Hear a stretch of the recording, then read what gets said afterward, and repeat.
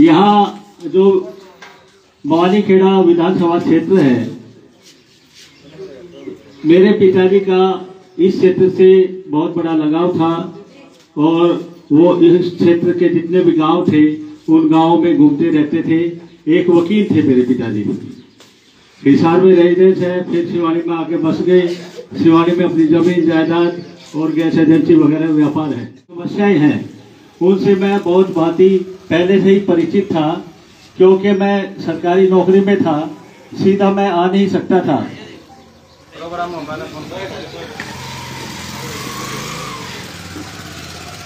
Retire 31 मार्च 2021 को मैं retire हुआ सरकारी नौकरी से, और उसके पश्चात मैंने मन बना लिया कि भाई मैंने नौकरी करनी थी, नौकरी कर ली। अपने बच्चों को पढ़ाना लिखाना था, पढ़ा लिखा लिया, और जो है मेरी वाइफ भी एक अच्छी पोस्ट पर है, और मुझे अब जो है एक समाज में सेवा करने का बिल्कुल साफ सुथरा मौका मिला है। तमाम जिंदगी में समाज सेवा करता रहूंगा। और क्या मैं तो अपने मन की कहूंगा सारी। ठीक है, मेरा नाम कुलदीप ग्रोवर है। मैं सेल टैक्स विभाग से एक्साइज एंड टैक्सेशन डिपार्टमेंट से एक्साइज एंड टैक्सेशन अफसर रिटायर हुआ हूँ। अपनी बताऊं तो शिवानी से मैं ताल्लुकात रखता हूँ, और शिवानी पहले भवानीखेड़ा क्षेत्र में आती थी, और अब ये लोहारू में जो है गिनती होने लगी, लोहारू विधानसभा क्षेत्र में। यहाँ जो भवानीखेड़ा विधानसभा क्षेत्र है,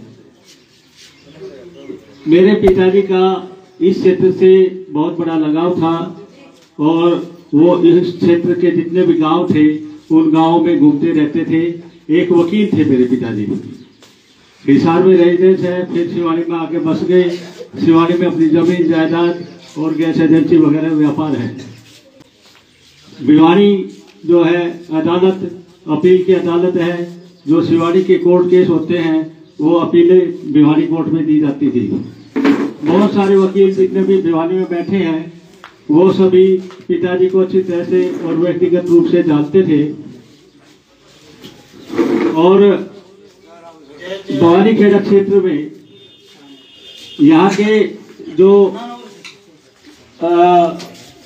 ज्योग्राफी है और जो यहाँ का वातावरण है, यहाँ की जो समस्याएं हैं, उनसे मैं बहुत भांति पहले से ही परिचित था, क्योंकि मैं सरकारी नौकरी में था, सीधा मैं आ नहीं सकता था।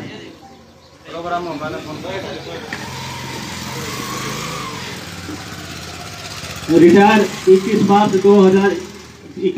2021 को मैं रिटायर हुआ सरकारी नौकरी से, और उसके पश्चात मैंने मन बना लिया कि भाई मैंने नौकरी करनी थी, नौकरी कर ली। अपने बच्चों को पढ़ाना लिखाना था, पढ़ा लिखा लिया, और जो है मेरी वाइफ भी एक अच्छी पोस्ट पर है, और मुझे अब जो है एक समाज में सेवा करने का बिल्कुल साफ सुथरा मौका मिला है। तमाम जिंदगी में समाज सेवा करता रहूंगा। मैं पढ़ा लिखा हूँ, मैं LLB हूँ, LLM हूँ, और अब PhD कर रहा हूँ मैं। तो इस नजरिए से, और एक मेरे पिताजी के अंदर इतनी समाज के प्रति, क्योंकि 1950 में मेरे पिताजी बताया करते थे, उनका देहांत 2 सितंबर 2023 को हो चुका, तो वो बताया करते थे बातों बातों में कि वो जब वो दिल्ली में नौकरी पर थे तो पंडित जवाहरलाल नेहरू जी, वल्लभ भाई पटेल जी, डॉक्टर भीमराव अंबेडकर जी और अन्य बड़े बड़े जो नेता थे उस वक्त के, उन सभी से उनकी मुलाकात होती रहती थी। और देश के प्रति जो भावना थी उनकी कि देश इस समय में जब देश बिल्कुल बिखरा हुआ है, आजादी नई नई ली हुई थी, तो उस वक्त उस देश को कैसे संभाला जाए, तो मेरे पिताजी उनसे मिलते जुलते थे, और एक भावना आ गई थी कि समाज और देश को कैसे अपना योगदान करके अपना कुछ जो है जीवन सफल बनाया जाए। उनके सामने भी उस वक्त परिवार था, परिवार को आगे बढ़ाया। 1967 में पिताजी ने नारनौल विधानसभा से नौकरी का त्याग करके दिल्ली से, और 1967 में विधानसभा नारनौल से इलेक्शन लड़ा। उसके बाद हासिल में प्रैक्टिस करने लगे। उनकी उम्र के जो है वकील साहब है ऋषिराम हासी में, वो पिताजी के घनिष्ठ मित्र थे, वो अब भी हैं। और जो पुराने वकील थे या जितने भी पुराने, वो पिताजी तो 90 साल के होकर 100 सिधार गए, लेकिन उनकी उम्र के लगभग कुछ ही बचे हुए हैं। जो भी बचे हुए हैं, मैं गांव सिवाना में गया, पिताजी का नाम देखते ही एकदम पहचान गए, भाई उसके लड़के हो? बोले हाँ भाई बिल्कुल ठीक है, क्योंकि उनकी जो सोच थी, अगर वही तेरी सोच है तो भाई तू आ जा, इसमें बवानी खेड़ा क्षेत्र में आ जा। तो उसके बाद मैं जो है पिताजी जाने के बाद मेरे मन में आया, मैं हर तरह से बिल्कुल फ्री हूँ, मुझे कोई जरूरत नहीं है किसी से कुछ लेने की, मेरे पास तमाम साधन है। और बाबा साहब भीमराव अम्बेडकर जी का जो उनकी लाइन पर चलकर मेरे पिताजी ने हम बच्चों को इतना शिक्षित बनाया और इस लायक बना दिया कि समाज में कुछ न कुछ सहयोग कर सके और समाज को ऊंचा उठाने की कोशिश कर सके। मैं रिटायरमेंट के बाद 2 साल से बवानी खेड़ा क्षेत्र के 55 गांवों में घूम रहा हूं। वो एक अलग बात है, रिश्तेदारी में गया, जान पहचान में गया, और यहाँ पर जितना भी मैंने भिवानी में मैं रह रहा हूँ और बवानी खेड़ा क्षेत्र में सिंधु वाटिका है, वहां मेरा ऑफिस है। मैंने महसूस किया बवानी खेड़ा क्षेत्र की समस्याएं दूसरी विधानसभाओं की समस्याओं से बिल्कुल ही अलग है। नंबर 1, यहां पर राजनीतिक बदहाली है। यहाँ की सुध लेने वाला कोई भी राजनेता नहीं है। जो वर्तमान राजनेता है, जो वर्तमान विधायक है, उसके बारे में आप सभी को पता होगा कि वो क्या है। और यहाँ एक तरह से ऐसी अव्यवस्था फैल चुकी है, सामाजिक, राजनीतिक तो है ही, राजनीतिक अगर व्यवस्था सही होगी तो उसके आधार पर सामाजिक व्यवस्था और आर्थिक व्यवस्था तो उस क्षेत्र की बिल्कुल सही हो जाती है। बेवारसा बवानी खेड़ा क्षेत्र है, समस्या आप सभी के सामने है। नहरों में पानी नहीं है, सुंदर नहर में कब पानी आता है, नदारद है, और पानी आ भी जाता है, खेतों में पानी आ भी जाता है, लेकिन वो पानी टेल तक नहीं पहुंच पाता। गांव में पीने के पानी की व्यवस्था नहीं है, और अभी जो पानी की शॉर्टेज हुई थी, हाहाकार मचा था बवानी खेड़ा क्षेत्र में। एक्सीएल साहब ने, डीसी साहब ने एक्सीएल साहब को बुलाया और एक्सीएल साहब ने फटाफट जो बोर का पानी टंकी में डाल दिया और वो सप्लाई कर दिया। सारा बवानी खेड़ा क्षेत्र बीमार पड़ा हुआ है। एजुकेशन का हाल देख लो। जहां तक बवानी खेड़ा क्षेत्र की बात बताता हूँ, एजुकेशन के रूप में बवानी खेड़ा बहुत पिछड़ा हुआ है। यहाँ से मुश्किल से ही कोई आईएएस निकला हो, यहाँ से मुश्किल से ही कोई एचएस बना हो, या कोई विशेष डॉक्टर बना हो, या कोई एक्सपर्ट बना हो किसी भी फील्ड में। यहाँ का माहौल ऐसा हो चुका है कि लोग बस अपने खाते पीते हैं और अपना सोचने का ना ही उनके पास विचार है। अगर सोच भी ले तो उन विचारों को ऊपर तक कौन पहुंचाए, यहाँ का ऐसा माहौल मैंने देखा है। कुछ भी नहीं है, सब दूसरी विधानसभाओं क्षेत्रों से बवानी खेड़ा का विधानसभा क्षेत्र सबसे पिछड़ा हुआ है, 40 साल पीछे चला गया है। और मैं ऐसा महसूस कर चुका हूँ कि जिस वक्त 1947 में भारतवर्ष आजाद हुआ था और भारतवर्ष जो है बिल्कुल छिन्न भिन्न हो गया था, एक पुनर्निर्माण किया था उस वक्त बड़े बड़े नेताओं ने, वही हालत आज के बवानी खेड़ा क्षेत्र की है। अगर कोई अच्छा विधानसभा सदस्य आपने चुनकर नहीं दिया तो इसका वो अगर दे भी दिया तो उसको पुनर्निर्माण करना होगा। इस तरह से इतना पिछड़ा हुआ है, ना यहाँ उद्योग है, ना कोई कॉलेज है अच्छा, और ना ही कोई तकनीकी संस्था है। एक आईटीआई है, उसके अलावा दूसरे क्षेत्रों में भी आईटीआई होनी चाहिए, मेडिकल होने चाहिए। मेडिकल कहाँ लेकर चले गए? इतनी दूर बच्चों को आने में समस्याएं होती है, और विशेषकर मेरी बहनें जो विशेषकर महिलाएं पढ़ती हैं, उनके लिए आने जाने की जो है रोडवेज में लटक के आ रहे हैं सारे। तो ये बात है इतनी समस्याओं को लेकर। और अंदर अंदर बहुत सारा, सबसे बड़ी बात है यहाँ का बवानी खेड़ा क्षेत्र का जो नागरिक है वो बिल्कुल सोया हुआ है। करे तो क्या करे, अगर अपनी आवाज ऊपर तक पहुंचाए तो कैसे पहुंचाए, और ऊपर की आवाज जो है सुनने वाला कोई है ही नहीं। और आपने देख लिया कि आपका जो है भवानीखेड़ा क्षेत्र के जो विधायक हैं वो कैसे है, कितने कामयाब है, कितने लाचार है या नहीं है। जहां तक भाजपा की बात करूं,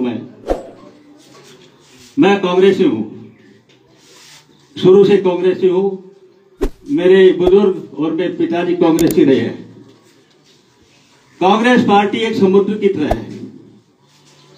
समुद्र, कांग्रेस के बारे में कोई कुछ कह दे, समुद्र बिल्कुल अपनी लहर जो है ना बिल्कुल शांत रहता है। कांग्रेस पार्टी के बारे में कहते हैं कि भाई इनमें गुट है, कोई गुट नहीं है। मैं ये कहता हूं इनमें कोई गुटबाजी नहीं है।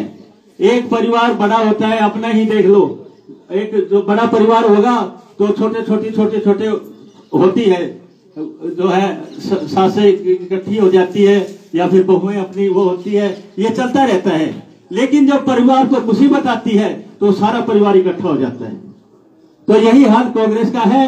अब अभी जो एमपी के लोकसभा इलेक्शन हुए थे उसमें आप लोगों ने दिखा दिया कि कांग्रेस एक मजबूत पार्टी है और 10 में से 5 सीट लाकर पिछली 2019 में भी कोशिश की कि भाई बीजेपी को हराने की, लेकिन इस बार 10 विधानसभा सीटों से 5 विधानसभा सीटें जीतकर आप लोगों ने दिखा दिया कि सारे कांग्रेसी एक हैं और एक ही रहेंगे।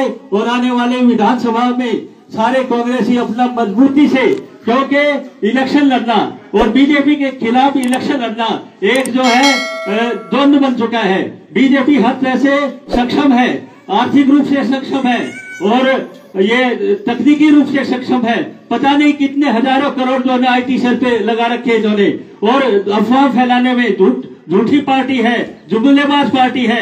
वो उस बीजेपी का मुकाबला, और एक लोकसभा स्पीकर ओम बिरला जी ने 143 MP जो है ना वॉकआउट होने पर निलंबित कर दिए थे। किस तरह से ये अपनी जो है संवैधानिक पावर का, शक्तियों का दुरुपयोग करते हैं। बीजेपी एक जुमला पार्टी है और इसको उखाड़ फेंकना जरूरी है। अगर आप भला चाहते हो, अगर आप अपना परिवार का चाहते हो, अगर आप चाहते हो कि हमारा जो होना था हो गया, आपका जो होना था हो गया, आने वाली संतान को हम क्या देना चाहते हैं, आने वाली संतान को क्या हम प्रतिस्पर्धा दे सकते हैं, क्या कंपटीशन में बिठाने के लायक बना सकते हैं, क्या उनको रोजगार दे सकते हैं, क्या उनकी जो है अच्छी परवरिश करके गुड़गावा और इंटरनेशनल लेवल का एक स्टूडेंट बना सकते हैं। ये सवाल आप पूछिए। अगर इन सवालों का जवाब मिलेगा तो कांग्रेस पार्टी में मिलेगा, कहीं नहीं मिलेगा। और ये जो है ना, ये बीजेपी सरकार, ये तानाशाही सरकार हो चुकी है। ये तानाशाही सरकार हो जाती अगर इसमें जो है यूपी में 80 में से 40 सीट खत्म होना, वहां यूपी की जो जनता है उनको पता लग गया था अगर इस बार बीजेपी सरकार को नीचे नहीं लाए तो ये तानाशाही सरकार हो जाएगी, हिटलर बन जाएगा। इसी वजह से जनता के मत में बहुत दम है। आप जनता को बहुत सारी शक्तियां दी हुई है, मतदान की शक्ति, उस शक्ति का सही ढंग से उपाय करे और एक कांग्रेस को भली भांति विजय प्राप्त करे अगले होने वाले अक्टूबर में के इलेक्शन में। मैं कुलदीप ग्रोवर घूम रहा हूं, हर गांव में घूम रहा हूं, लोगों की प्रतिक्रियाएं ले रहा हूं और लोगों के अब तो सुझाव तो क्या देना है, समय तो इतना आ चुका है, बिल्कुल नजदीक आ चुका है।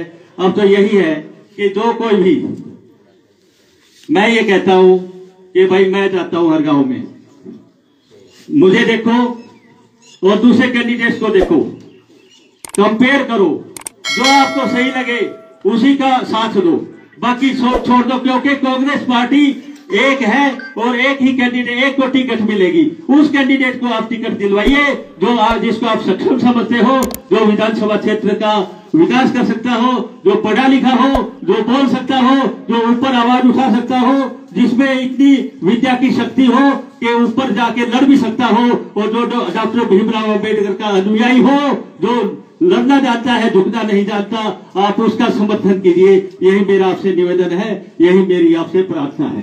धन्यवाद।